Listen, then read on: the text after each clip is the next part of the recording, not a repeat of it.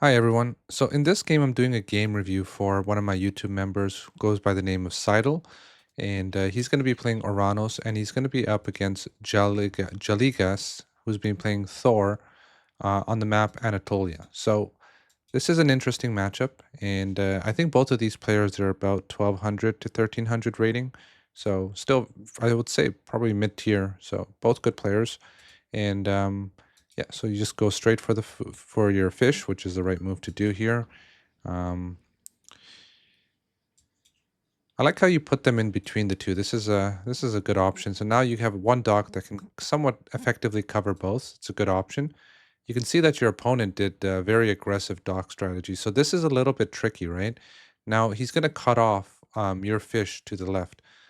Now there are ways around this, but essentially it's a little bit something that we're going to talk about. But there's two options here. You can just take your six fish and move on with your day and go on the other side, or you can try to just send block him from getting this fish and just send your dock here and sorry, send your fishing ships here and block him from getting this fish.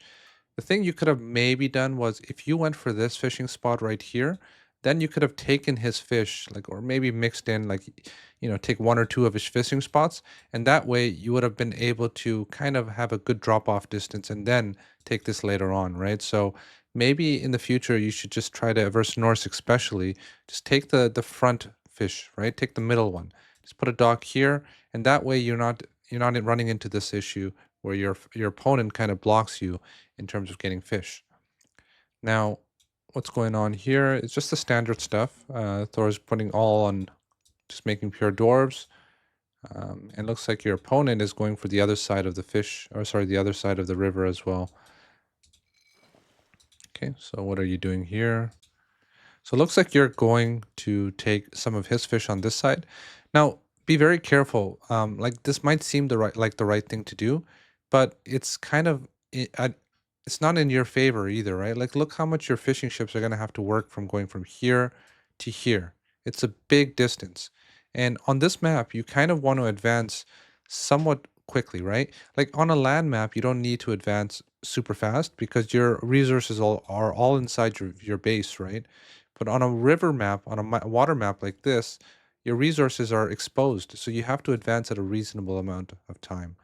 Now, look, you're going for a dock here. This is, in my opinion, this could work if you're maybe Greek or Egyptian or something, but this villager, it costs like, oh, it's two villagers, right? So not even one villager. You're making two villagers to go make a dock. You're spending the wood here, and it's suboptimal, in my opinion, to go for this because it's now think about this for a second, right? You're going to have to defend this and you're going to have to defend this. And at the same time, you're wasting villager resources by walking from here to here to put this dock down. And then you're wasting wood on this dock as well. So overall, this dock right here has fulfilled its purpose. It's made you spend so much extra resources to build this right here. In my opinion, you should have just taken this six and be done with it. And then go for this one on this side right here. Maybe go a little bit faster, get go a little bit more aggressive on this side, but going for here is just exposing you to a host of new problems because this dock is not going to pay off by the time that you advance to the next stage, right? So he's going to have a pushing advantage. So now another thing to think about is this dock right here and this dock right here can't reinforce one another, right? So let's say that this dock is being attacked by a group of like, berserks or Herser, and he has a couple of siege ships. Well, now if this dock wants to support this dock right here, it's going to have to go past this dock. And if he garrisons some of his fishing boats, they're going to take a lot of fire and you're going to be in a disadvantageous position, right? So this little tiny mistake is going to maybe mess up the rest of your game. So be very careful. You don't want to do this kind of stuff early on. If you lose position on the water, just let it be, right? Wait to fight another day. Because now not only are you losing position, you're losing position in the mid game, right? Where when it comes time to fighting for the docks, and you're wasting so much valuable villager time, and you're building an extra dock right over here. I would better to just take this dock on this side and take these nine fish, right? Now let's look at your eco. Just make sure you don't have idle villagers, especially on water maps. You got to be very careful. Make sure that you're shift clicking onto all the animals. It happens. It was only for a couple seconds, so it's not a big deal. But Be very careful. Now look at this as well, right? Since you had to produce this dock, since you had to produce the extra fishing ships, that means your temple is delayed, right? Now you have more on wood, your temple is delayed. You're going for your dock here. It's 3 minutes and 30 seconds into the game. You can't be delayed this much on a water map. You have to have your timings in order because you're going to have a lot of pressure coming at you on water and on land. So, like on land maps, once again, you can defend, right? Everything's in your base, but now you're not going to be able to defend on your water because water is exposed. So you have to advance at a reasonable time. You should have already had your temple up and you should have been advancing. I would say at absolute maximum you should be advancing is around 5 minutes, 5:15. A little if earlier is the better, but definitely you need to be advancing at 5 minutes, right? Anything after that, it just gets really risky, especially when you're playing versus Norse, right? You went for a very greedy economical build here. And it could pay off, but it might screw you over if your opponent makes the right move and he's pressuring you in the right spots, right? Especially with Norse, right? Any type of forward builds that Norse can have is just now he's going to be able to attack your docks even faster, right? If he went on this side and he docked here, it would have been lights out for you very early. So now look, you still don't have your tempo. It's very, very, very critical that you have your build orders on point on water. You can survive in normal games if you're going to be playing on land maps. You can by all means, go advance late and be okay because as I said, your village, your resources are within your base. But on water maps, you need to have very, very crisp timings. Be also very careful when you put your this one might be okay, but when you're putting your temple to wall off like this, like to create an artificial wall, it's better to just put it a little bit further out and make a wall because sometimes your units can get stuck in this little forest right here, right? If a Promethean comes out or you're rallying new units, they can get stuck here. So what I like to do is I'll just put this temple a little bit further out and just make a 2 gold wall right there, and that would be very, very useful. Now look at this. You see the aggression's already started. You're down 1 vill. You got to be very careful, right? Now you're gonna have to retreat all of these vills. I would say you can't lose any vills at this point. Just retreat all. Go into your town center and wait. Now you can see the amount of aggression that's coming out at you is just absolutely critical, right? Even on water, you're gonna get pushed off at this point.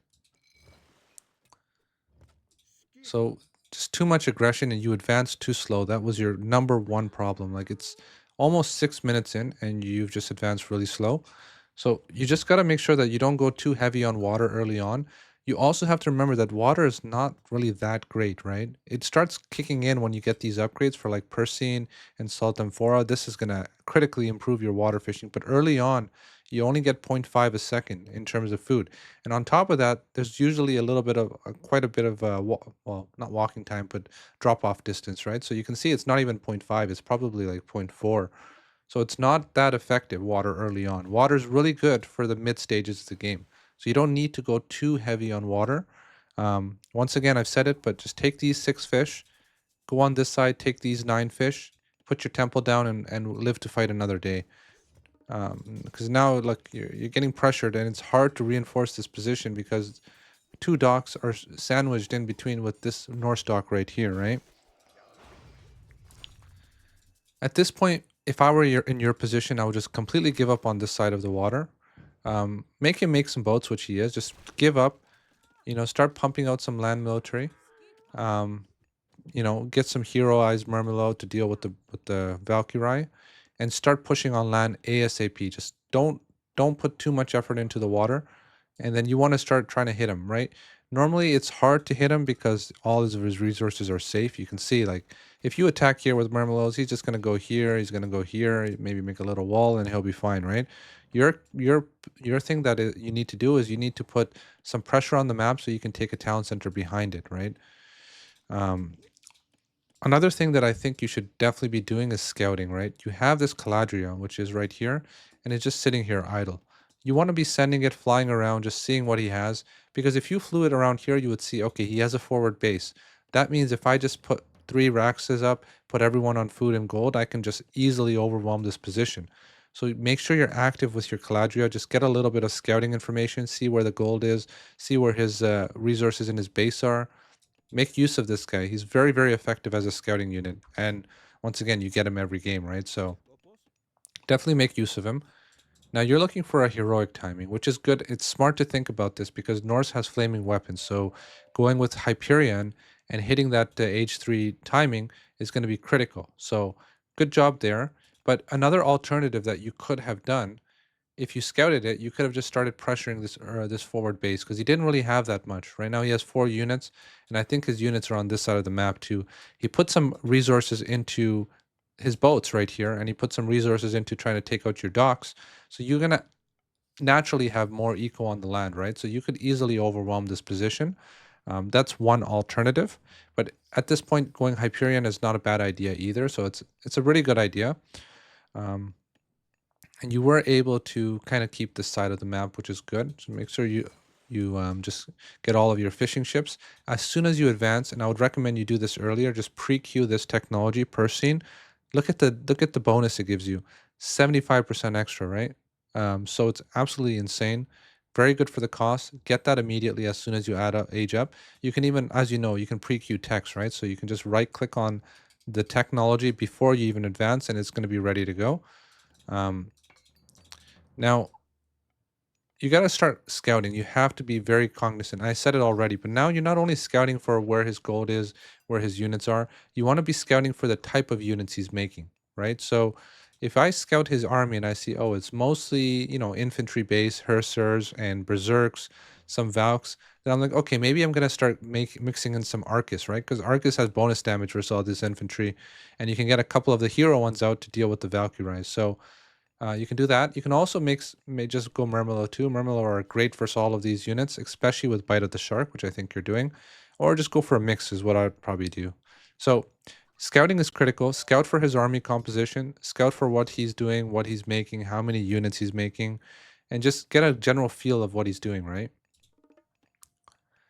Always keep an eye on your economy as well. 900 gold. If you see you have 900 gold, just take them all off, put them on food or put them on wood, and then just rally new villagers onto gold after that. So this is a good move by him to take out this dock. You should have probably added a second dock as well, especially to the front fish. That way, if you run into these type of problems, you're okay. Um, but your opponent looks like he's fighting very hard in H2. So if you get a good engagement with Chaos and Shockwave, you can make wonders happen here. So you have 9 Murmillo, and he has way more units, I think. He has 10 just in infantry, and then he has some extra, so you better have a lot. Yeah, so you have some good units coming behind it. So let's see what happens here. I think this is a decent position for you, especially with Shockwave and Chaos. Very nice. You should have, what you've done, a little trick, is you just pull these units back a little bit, wait for the remainder of your army to come, and then you should have done Chaos. Because that way, these guys are going to get way more value, right? They're going to be able to chip down on the units. But this is a sick position, because the Arcus are behind the tree line, so this is a really nice position that you have. Very good job. That's a very good forest fire too, but I don't think it's going to be enough. Yeah, so this is excellent positioning by you, right? Very, very smart positioning. Great unit control. And he just lost an entire army right there. So it's very, very good. And just speaking from the Norse perspective, I'm telling you, well, not even the Norse perspective, you could be playing any civilization here. You don't really want, if you have both sides of the water like this player does here, you want to rush to H3 to get that technology, the purse scene upgrade. If you only have one side of the water, then you can do other things. But if you have both sides, you definitely want to get to H3 as fast as possible. You don't want to be making this many units. Just make enough to defend and then go to H3 and then get your purse scene and then spam out as many units as you want, because that upgrade is just going to turbocharge your economy, right? Here once again, like if you were scouting this, right, if you had position, if you knew where his army was, you knew how many units he had, you can just kill this entire army right here and it could be almost game over. But you need to use the Caladria better. Just jump in, go in and out, scout a little bit, get that information and run, right? You might even want to make two, right? You have a lot of favor. You definitely should probably just add 2 or 3 Caladrias. There's such good units, right? Like right here, you're just gonna almost pick off a Valkyrie, and you did pick it off just by the Caladria's slow. And then it heals your units, and it does so much, right? So definitely add more Caladrias, I think. And you want to add them not only for army positioning, sorry, for your army, but you also want to add them for scouting. Okay, so now you're going to need to run ASAP because he has flaming weapons. See, once again, you had a timing where you could have just jumped right here and you could have killed all his units, but now he has a ton of units. So you have to be very careful. Versus this army, you can see that he has mostly like infantry, a couple of cavalry, which is not going to be enough. I would start going a little bit heavier on the Arcus, which you are doing. Very good job. So you have a very good idea of like what unit compositions to make. So that's good. And the other good thing is Arcus in general, like if he has flaming weapons, you don't want to do melee army versus melee army. You want to do Arcus. You want to fight in these really tiny choke points. And you want to kind of like weather out the storm of his flaming weapons. Another thing is you have Shockwave and you have Chaos, so you just want to make sure that you have those in the fight once he does flaming weapons, because those like pretty much insanely, those counter flaming weapons really well, right? So you have a lot of favor, which is good. I would definitely add in an extra. I'll definitely add in an extra Caladria at some point, maybe earlier on, just so you can get your units healed up and you can have some vision. Oh wow, he has a big army, right? So you can still beat this army, but you want to be careful. You want to time it with your shockwave and your chaos. Play to these, right? You can probably do it with just chaos, but it's nice to have the shockwave as well.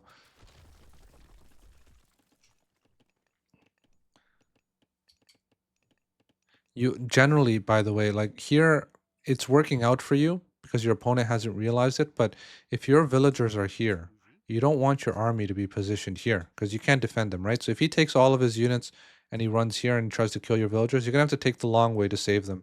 So you want to position your army where your vulnerable spots are. Your vulnerable spot is right here. This is where all of your economy resides. So you want to position your army right here. So let's have a look and see what happens. All right, here we go. Let's slow it down, see what happens. So he's probably going to do flaming weapons here. Honestly, he didn't need to do flaming weapons. I think he's in a very good position, but the flaming weapons is going to hurt him more than it helps him. Yeah, this is a massive chaos right here. He's probably going to lose like most of his throwing axemen. Be careful, by the way. You made a little bit of a mistake here. Don't use chaos on the big units, right?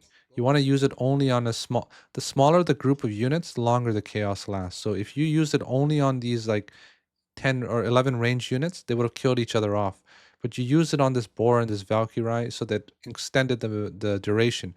If you had an extra 2 seconds here, you would have got like 11 units killed by themselves, right? So just a little tip, use it on the smaller units that do counter damage to each other. Don't target the big units. So in this case, I would have used it like that, right? Put it at the back right here and just target the back line.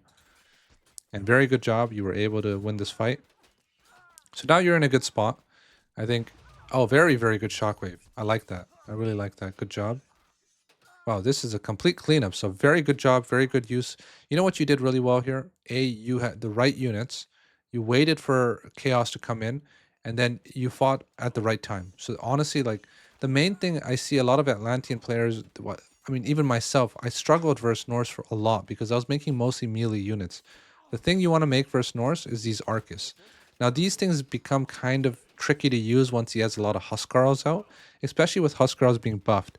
But if he's using only longhouses and great halls, Arcus do so well versus them. So good job on recognizing that. And I really like this palace too. You're going to be able to control this entire region. You're going to do a lot of damage to all the new units that are produced. So excellent job in positioning. And I think you're honestly playing very well. I think you had a very difficult start. I saw that you lost 2 or 3 villagers for free. You lost your entire side of water. But the fact that you're still able to, like, almost, you're in the game still. You're winning the game at this point. So it's very impressive on your part. If you get your, like, water timings down properly, like your advanced timings, you'll be so much better. Now, I think this many Arcus, all of these heroes, that might have been a little bit of a waste. Because you're not even full pop right now, right? And you just spent a ton of money on getting all of these hero Arcus. He doesn't have that many myth units either. He has maybe a few. Let's see.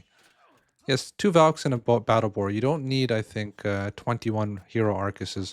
What you should have done instead is either just put down like 3 or 4 more extra Raxes out, right? You have quite a few, but just put 3 or 4 and just get to full pop. It would have been way better if you got to 175 pop ASAP, and then you would have also instead of getting all of these hero Arcus, you should have just taken the TC, because the TC is just it's almost the same damage as a fortress. Maybe not anymore after the nerfs, but like how much damage we're looking at? 22 pierce damage, right? So you should have just taken this town center. You would have like zoned out all of these buildings. It would have been like a second mini fortress right there. So too many hero Arcus at this point, I think. It's probably still okay. Like it's not bad, but it's just not worth it for the money. I think you could have probably just gone for like an extra TC, or you could have just got for more units. The key thing is to get to full pop as fast as possible, right? Getting an extra 20, 30 units in is just massive. Now this TC is a little bit tricky, right? It's good TC because it's going to control the gold, and you're in a very good position as well, so it's not bad, but it's going to be hard to defend that, right? And you're going to be able to defend this at the same time. See, I think you're doing a good job in terms of you're doing a good job in a lot of things, but I think your army control needs a little bit of work. And I think the reason why your army control is lacking is because of the scouting issue. You need to make sure you're scouting, right? You gotta send the Caladria, see where if you see that, his army is not here, he's not gathering gold here, right? It's still 6,000 gold. So he's not gathering gold here, he's not gathering gold here. So all you need to do is maybe at that point in time, just, pick off all of these units or find out where his gold is, right? So you can see his gold is here. You can probably just move your army slowly on the side here and just pick off the gold. Then he's going to rotate here. Then you can rotate out backwards, right? So the game is all about just, delaying villagers, getting as much economy as possible. Like this did way too much damage, right? I guess you can also mix in a little tiny wall. Like sometimes I forget to do this, but you can, the value of getting like a couple walls, like one wall here, one wall here, one wall here, it's just pretty insane, right? And you really need to deal with this now, I think, because these reinforcements are causing you some trouble, right? I would just make sure I just keep a few units here and then take the town center. The town center is going to give you so much extra firepower. So definitely just do that at this point. And you definitely need a town center as well because you're coming almost at full pop now, right? You have 190 population. You still have more eco, so you can produce more units. I would say number one thing you should do at this point is get this TC, because you can't really do damage to him either, right? He's in his base. He has Dwarven Gold Mine. This allows you to stay in your base all game long. So at that point, you just want to just try to get as big of an army as possible, which is take this TC and then take this TC. If you can afford it, which at the moment I think you're a little bit low on resources, but that's something you want to do. And if you cancel all these units, I think you're low because you have a ton of units queued up. If you cancel them, and I'll give you a tip that I do as well. Let's say I'm in this exact same position you're in right now, and I want to take my TCs and I want to have the money to buy TCs. I usually just select all buildings, which for me it's the button beside the number one, and then I hit Shift and Tab, which is in the hotkey settings. So cancel. I think it's cancel all queued items, Shift and Tab. That's what I use. I would cancel everything that I have in the military queue, take this town center, take all my town centers, spend all my money, get all my upgrades. And then when I see that, okay, I actually need to make army again, then I would start queuing them again. Because right now these units are just sitting there. Nothing is happening, but they're taking up your resources, right? Because that's like what? This is already like 300 resources. Let's just say 300 resources sitting in the racks. Those 300 resources can go into an upgrade. Or, the units that are queued in these three buildings alone, you can have enough for a fortress here. So don't have units just queued up and doing nothing. If you see that you're full pop, you're not being able to make any more units, then you just cancel everything in the queue and you get all your upgrades, spend all your money. And then when you're like, okay, it's time to fight. Like at this point, it's time to fight. Now it's time to fight because he's on a secondary gold mine, right? Then I would start queuing up units again. So now you need to hit the go button, and I would definitely put down a fortress right here ASAP, right? Because the problem is you have two TCs, one here and one here. It's going to be hard for your army to rotate and defend both spots at the same time. So I would definitely just have some static D right here. A fortress, maybe a wall if you could afford it. Putting a nice little racks right in front of the TC to block some surface area is absolutely great as well. But now you need to hit the go button, right? Because he's gathering gold. Now this is a little bit risky. I would put the palace right here. All right, so that triggered him into attacking. Now you need to go, right? You can't sit here anymore. And you have a much bigger army than him, 127 to 107. So this is going to be a good fight for you. You still have Chaos in the bank. You have Shockwave. So this is going to be a good fight for you, I would say. All right, here we go. Yeah, this is a massive cleanup right here. You didn't even have to use Chaos, right? I would have used it, right? Actually, you used it on something else to favor. Yeah, it's very good play from you, considering you were at a very bad position early on. Like, you were in a really tough spot at one point. Like, I saw him kill like 3 or 4 vills just for free. But it says I'm the third player. That's funny. But anyways, the key takeaways from this, right? If you were to learn one thing from this game and one thing only, is that water maps, it's absolutely crucial that your build order is on point. You can mess up in other land maps, it's okay, but on water maps, you cannot have a bad build order. You can't go for greedy openers like this, like where you walked around to get an extra dock, because that delays you on your advance time, right? Sometimes, and it's also water early on is not a big deal, right? It's zero point 0.5. When you factor in the time to drop off the resource, it's probably zero point 0.4. Not a big deal at all. It's only important when it comes into heroic in the mythic age, because that's when you can really boost the fish gathering rate with these technologies. So don't worry if you get 3 less fish than your opponent. It's not a big deal. I would have taken this side, and then I would have just advanced at a reasonable time, scouted to see what he's doing, and then if I saw that he's going really heavy on water here, I might have just pushed his forward build. But if he's not going heavy on water, I would have just done the same thing that you did. I think that was a good point. I think you have good macro. I think you have a good understanding of your civilization. You know the right units to make, um, and I think you definitely showed it here. You have good engagement knowledge, right? Just be careful. Honestly, it was on all about just your build order. You need to have a crisp build order. I would recommend you just go into single player, play this map a couple times, and try to advance around 5 minutes or before 5 minutes if you could. Um, Definitely not 6 minutes. You have to advance to the H2 before or around 5 minutes. Okay. I hope you helped. I hope that helps. Let me know if you have any questions, and for sure, send me more games if you need to. And good luck in your games. I hope to see you in the top 50 soon. All right. Take care. Bye.